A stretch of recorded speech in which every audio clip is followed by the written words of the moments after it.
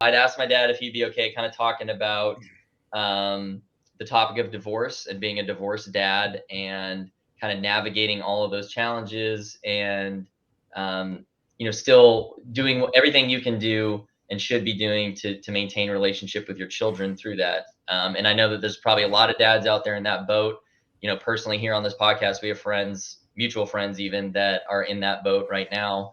And it's a very difficult situation. And so, Dad, you've been gracious enough to be willing to kind of share a little bit about that. And, obviously I think a lot of people would love your input and perspective, and hopefully we can help, give some dads out there some helpful advice. Cause I'm sure that, well, I mean, statistically, at least half the dads out there are in that boat. So, yeah, there's a high number of people that could probably benefit from it. So I guess I'll just briefly summarize so we can kind of get through the history of things quickly, and then I'll let you take it away from, um, the dad who actually went through it all. So, I was 16 when my mom and dad got divorced, and it was very messy to say the least, and just a lot of kind of manipulation, to put it lightly. And so now fast forward, well, geez, I'm 34, so it's been almost 20 years. Um, we both obviously have a lot of perspective looking back, and I've unpacked a lot of it and everything. And um, but you know, long story short, I had an estranged relationship with my dad. Um, I was very angry, and a lot of that anger was honestly unwarranted. But I let that kind of get in the way of having a relationship with you.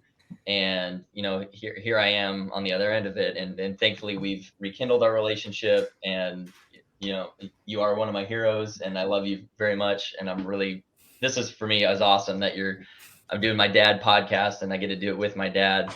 That's Um, amazing. but we lost like a decade or more, even like 12 years of having a close relationship. And a lot of that was the fallout of,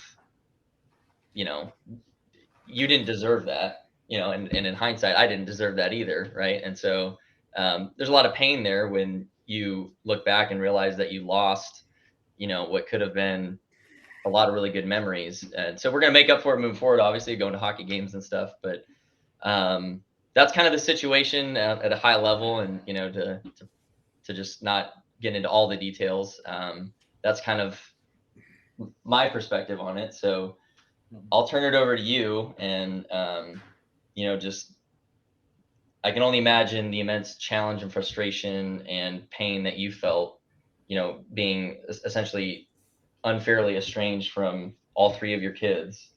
And I guess just, if to start, maybe can you just share some like high level advice that you would have for dads who are maybe just recently in that situation, and kind of their world has just been turned upside down? And what are some things that they should focus on for now, and then maybe for later? And we can just kind of have a free form discussion. And if you guys have questions, go ahead, and we'll just kind of take it from there. Yeah, my first advice would be try and, if there is any sort of reasonableness on both parties, try and work it out without having to pay high-priced lawyers. As much as you can, if you are able to dialogue with your soon-to-be ex, do it. Yeah. I was not afforded that option. And it was, complete. It was, restraining order, and which is, unwarranted. Completely. I also had an expectation that the court system would somehow figure this out, and it would be sort of a 50-50 kind of thing. No, it was 99-1. And after many thousands of dollars and months of, I felt it was worth fighting the restraining order, because I felt like this is totally unfair. Like, I'm not a criminal or anything. There hasn't been any violence. I don't own a weapon. I mean, it was just kind of over the top ridiculous, honestly. But that was a waste of time and money too, because judges the courts aren't really set up to really get into all the nitty gritty and sort things out. It's just side with the mother, pretty much, and she gets the kids, kind of a deal. Mm. And through slick lawyering on, from the other side, and my lawyer not really fighting the battles for me like I thought he would. I mean, my parenting time got whittled down to very minimal. I mean, it was like once every 2 weeks or something. Yeah. I mean, so I mean, and then all three Yeah. kids together at a public place. So like Jesus. for 2 hours. So like, what do you do with the high schooler, a junior high son, and then an elementary school daughter? I Mhm. mean, what do you do in 2 hours in a public place? I mean, Yeah. you can pretty much just meet at Subway for a sandwich, and that's about it, right? So, it sucked for them, obviously. Anyway, my advice is don't rely on the court system. If you can work things out, work it out. Obviously, if kids aren't involved, it's a much easier deal, Mhm. But with kids, it is a lot more difficult. I,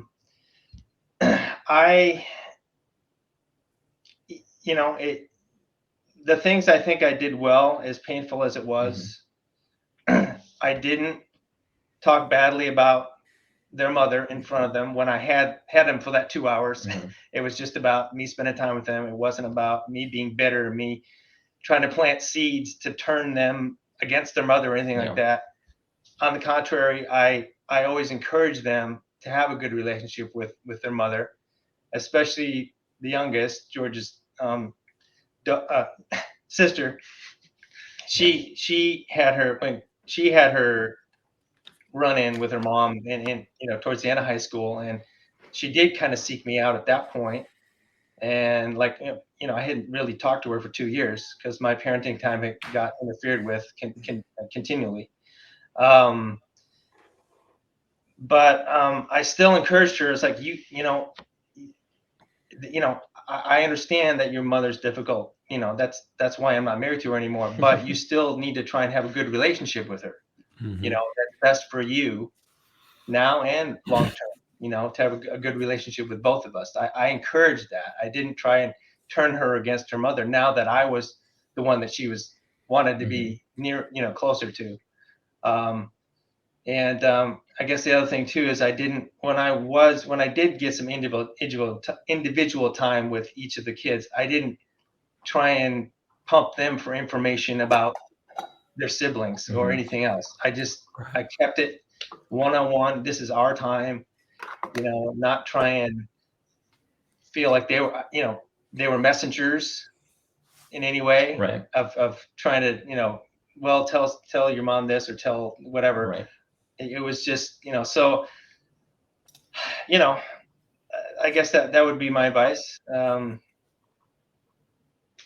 Yeah, and I mean, if I can just add in, I recently read a book called Hero on Brandon's Mhm. recommendation by Meg Meg Maker. Maker, and those 2 points that you just made about don't badmouth as much as you may want to. Never do that. Badmouth your ex, and then like you also said, don't like use the kids as go-betweens or anything.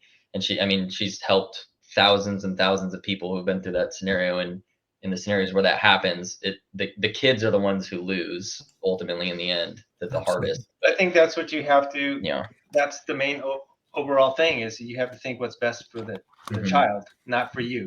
Right. It's going to be painful for you no matter what. Sure. But Absolutely.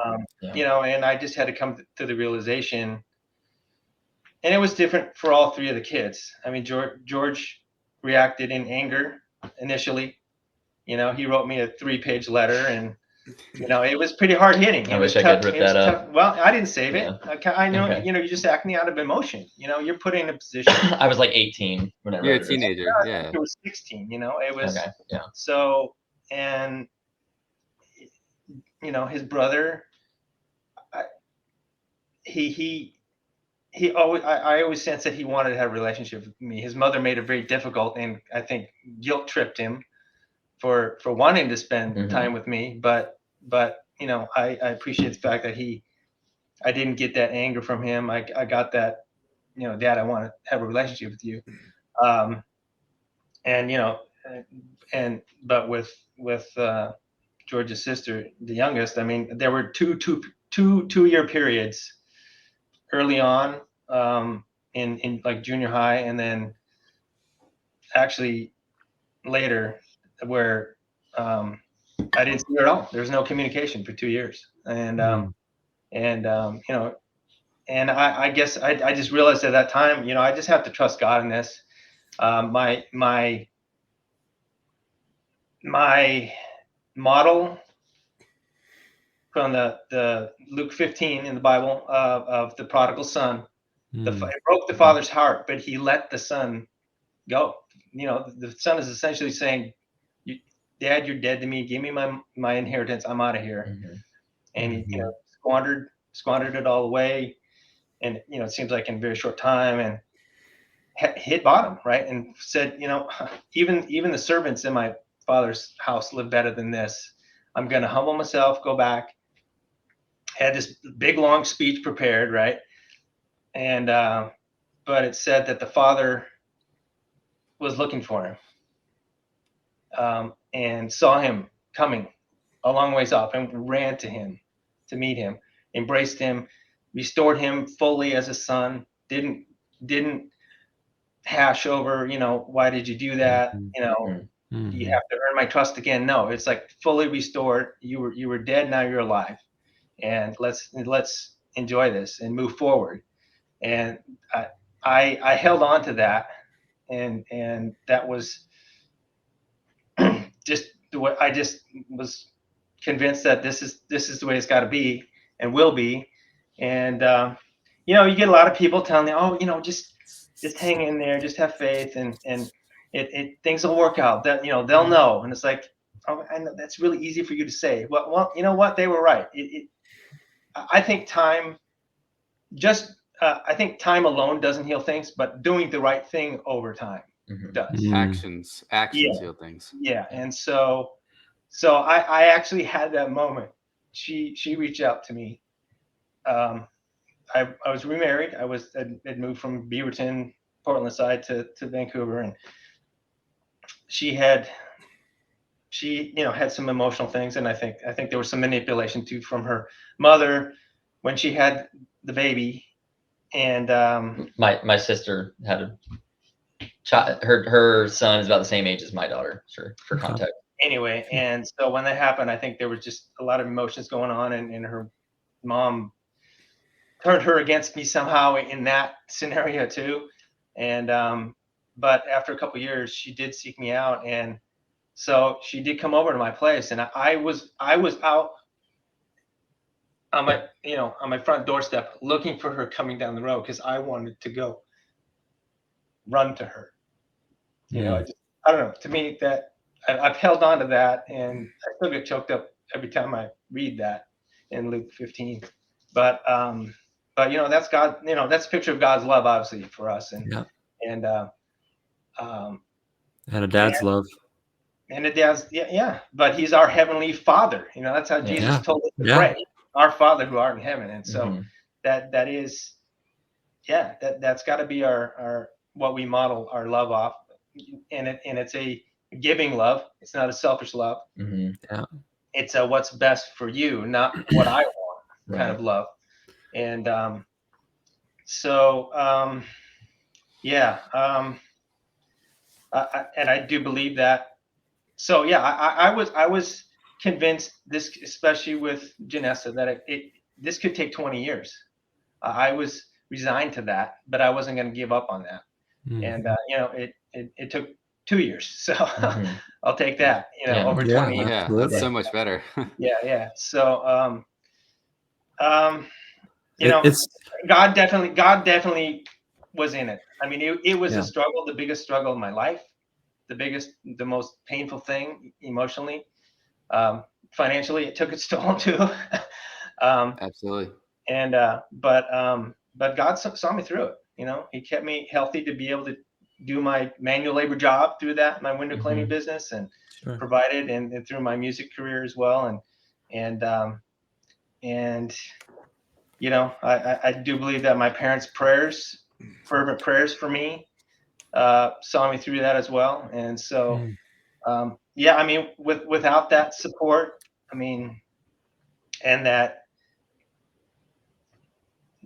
faith, to hang on, even though it looks bleak, um, yeah, I don't know how I would have made it through to the other side. And